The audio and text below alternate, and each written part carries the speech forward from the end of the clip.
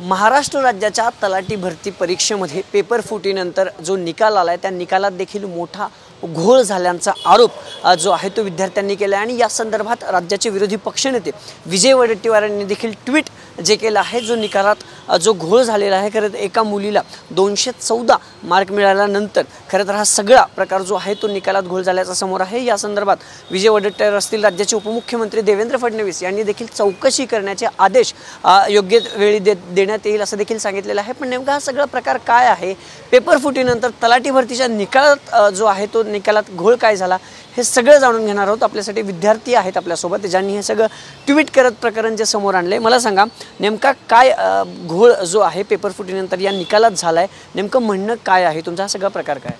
तर तलाठी भरती परीक्षेमध्ये अनेक ठिकाणी पेपर फुटीचे प्रकरण तुमच्या मीडियाच्या माध्यमातून समोर आले।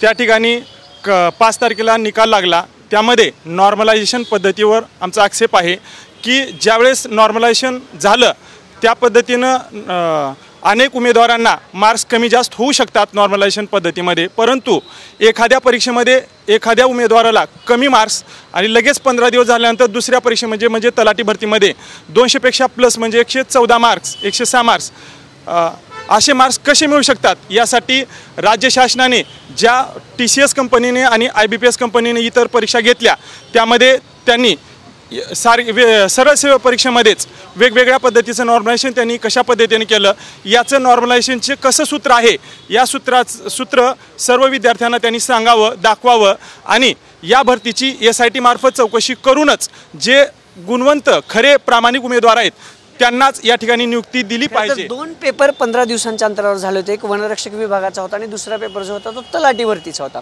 काय नेमकं मार्कामध्ये घोळ झाले असं वाटते तुम्हाला? आता त्या मुलीला किती पेपर म्हणजे आपण तिच्या बुद्धीवर शंका निर्माण करत नाही आहे, परंतु असं प्रथम दिसतंय की त्या विद्यार्थिनीला आधी कमी मार्क होती एका विभागाच्या परीक्षेसाठी आणि जी तलाठी परीक्षा दिली त्यामध्ये जास्त मार्क आहेत। आपण एखाद्या बुद्धीच्या तुलना करत नाही आहे, ती हुशारी असेल त्याबद्दल आपल्याला नो डाऊट, परंतु तलाठी भरतीमध्ये जसा तलाठी भरती निघाली तसं आम्ही जमाबंदी आयुक्तांना जाऊन भेटलो होतो की खाजगी सेंटर देण्यात येऊ नये, तरी पण त्यांनी खाजगी सेंटर देण्यात आलं। पहिल्या दिवशी पहिल्या सत्रातला पेपर फुटलेला होता। यामध्ये जी सुरुवात झाली होती ती शेवटपर्यंत सुरुवात होती। राज्यामध्ये अनेक ठिकाणी पेपर फुटला, 7 ठिकाणी तक्रार दाखल आहेत, आरोपींना अटक आहे। असं असताना देखील फडणवीस साहेब काल म्हणले की पेपर नाही का फुटीची आम्हाला ही द्या, माहिती द्या किंवा तपशील द्या, गृह विभाग तुमच्याकडेच आहे साहेब, तुम्ही थोडी पोलिसांकडून माहिती मागितली तर बरं होईल, सगळा अहवाल तुमच्याकडे येईल आणि तुम्हाला निकालात नेमका काय घोळ झालाय? 15 दिवसाचा फरक तुम्ही ट्विट मार्फत दाखवून देताय, ती जी मुलगी आहे विद्यार्थी तिच्या निकालांमध्ये तो नेमका घोळ काय? असे अनेक विद्यार्थी आहेत की त्यांना दुसऱ्या विभागाच्या परीक्षेमध्ये कमी मार्क आहेत आणि तलाठी भरतीमध्ये जास्त मार्क आहेत। ही एक शंका निर्माण करते की खरंच पेपर फुटी प्रकरणात ह्यांचा काही सहभाग आहे का, याचे कुठेतरी क्रॉस चेकिंग केलं पाहिजे। आणि असे 48 विद्यार्थी आहेत की त्यांना 200 पेक्षा जास्त मार्क आहेत, मग कुठल्या पद्धतीने नॉर्मलायझेशन केलं, त्याचा नेमका फॉर्म्युला काय होता?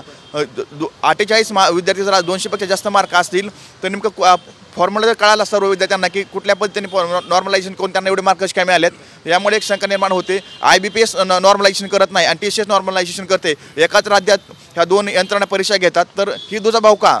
मला सांगा आता नेमकी मागणी काय आहे तुमची? आता आमची मागणी एकच आहे की हा जो विद्यार्थ्यांमध्ये संभ्रम निर्माण झाला आहे तो संभ्रम लवकरात लवकर राज्य शासनाने दूर करावा। नॉर्मलायझेशन जे आहे ना ते थोडंसं समजावून सांगा। 200 पैकी 214 मार्क हे नेमकं काय असतं? नॉर्मलायझेशन म्हणजे एक फॉर्म्युला ठरवलेला असतो त्यांनी। ही जी परीक्षा होती ती वेगवेगळ्या शिफ्टमध्ये होते, मग त्यांचंच म्हणणं असतं की एका शिफ्टला हार्ड गेलेला असतो पेपर आणि दुसऱ्या शिफ्टला सोपा गेलेला असतो, मग सगळ्यांना इक्वल करण्यासाठी ही नॉर्मलायझेशन प्रोसेस असते। पण या प्रोसेसमध्ये असं निष्पन्न झाले की विद्यार्थ्यांना 200 पेक्षा जास्त मार्क झाले। मला तर नाही वाटत असं होऊ शकेल। असं होऊ शकतं नॉर्मलायझेशनमध्ये की विद्यार्थ्यांना त्या गुणांपैकी जास्त गुण मिळतील? महाराष्ट्रासाठी नॉर्मलायझेशन नवीन आहे, पण याआधी केंद्र सरकारचे असेल किंवा देशामध्ये इतर ज्यावेळेस परीक्षा घेतल्यात त्यामध्ये नॉर्मलायझेशनमध्ये काही विद्यार्थ्यांना ह्याच्यापेक्षा जास्त गुण मिळालेत। जसं महाज्योतीचं पाहिलं तर महाज्योतीचा ज्यावेळेस रिझल्ट लागला होता त्यावेळेस देखील नॉर्मलायझेशनमध्ये विद्यार्थ्यांना जास्त गुण मिळाले। हे होऊ शकतं, महाराष्ट्रासाठी नवीन आहे आणि विद्यार्थ्यांसाठी पण हे नवीन आहे, त्याच्यामुळे ह्याच्यामध्ये कुठेतरी पारदर्शकता येणं गरजेचं आणि पारदर्शकता येऊन हे विद्यार्थ्यांना समजावून सांगणं त्यांनी गरजेचं आहे।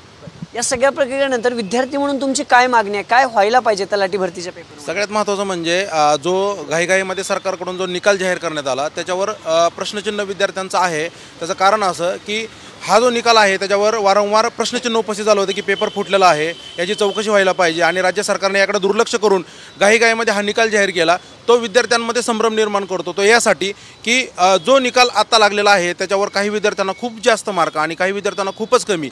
तर ही जी तफावत TCS कडून झालेली आहे त्याचं क्लॅरिफिकेशन सरकारने द्यावं. त्याचं कारण असं कारण टॉपर विद्यार्थी जे आहेत सेकंड रिस्पॉन्सिटनी जे मार्क आले त्या विद्यार्थ्यांना असं वाटत होतं की आम्हाला आमचं सिलेक्शन कन्फर्म आहे, परंतु फायनल लिस्टमध्ये वेगळेच विद्यार्थी दिसत आहे. तर हा प्रश्नचिन्ह कायम आहे. त्यामुळे सरकारने मला सांगा एक शेवटचा प्रश्न असा आहे की जी पेपर फुटी झाली तलाठी भरतीच्या पेपर, त्यामुळे ह्या निकालामध्ये अफरातफर झाली असा आरोप आहे तुमचा? नाही, 100% झालेलं नाही. या आधी पण वनरक्षक भरती असेल, पोलीस भरती आहे, याच्यामध्ये घोटाळे झालेत. आम्ही बाहेर आणलेत. ते लोक जेलमध्ये गेले, जेलमध्ये बाहेर आलो ह्याच्यावर बेलवर बाहेर आलो त्यांनी घोटाळे केलेत. तलाठी भरतीमध्ये झालेले, तलाठी भरतीमध्ये अटक झालेलं, पेपर फुटीमध्ये अनेक जणांना संभाजीनगर नागपूरमध्ये अटक झालेली आहे आणि तेच लोक ह्याच्यामध्ये सामील आहेत. तर आमची मागणी KSIT मार्फत चौकशी करा. पेपर फुटीमुळे हा सगळा प्रकार झाला, निकालाची अफरातफर होऊ शकतो 100%. आम्ही ह्याच्यावर याचिका दाखल केली ना. आम्ही ज्या काय FIR दाखल आहेत राज्यामध्ये ते सगळ्या गोळा केल्या आणि मुंबई हायकोर्टात आम्ही याचिका दाखल केली की याची उच्चस्तरीय चौकशी व्हावी, याच्यावर SIT नेमावी आणि जर आता ह्यांना नियुक्ती द्यायची असेल तर जे काय गुणवंत विद्यार्थी आहेत किंवा मेरिट टॉपर आहेत त्यांची CCTV फुटेज चेक करा, त्यांच्या SIT मार्फत चौकशी करा. दूध का दूध पाणी का पाणी होईल. तर ज्या काही परीक्षा भरती राज्यात जी काही परीक्षा भरती होते त्यामध्ये घोळ हा ठरलेलाच आहे आणि तलाठी भरती पेपरच्या वेळेस पेपर फुटीचं मोठं सगळं राजकारण हे महाराष्ट्रात झालं होतं आणि त्याच पेपर फुटीचा परिणाम या सगळ्या निकालावर झाला आहे आणि त्याची SIT मार्फत चौकशी करा असं खरं तर असं मागणी या विद्यार्थ्यांकडून आता सरकारकडे केली जाते. कॅमेरापर्सन अभिजित पिसेसह अभिजित पोते, TV9 मराठी, पुणे.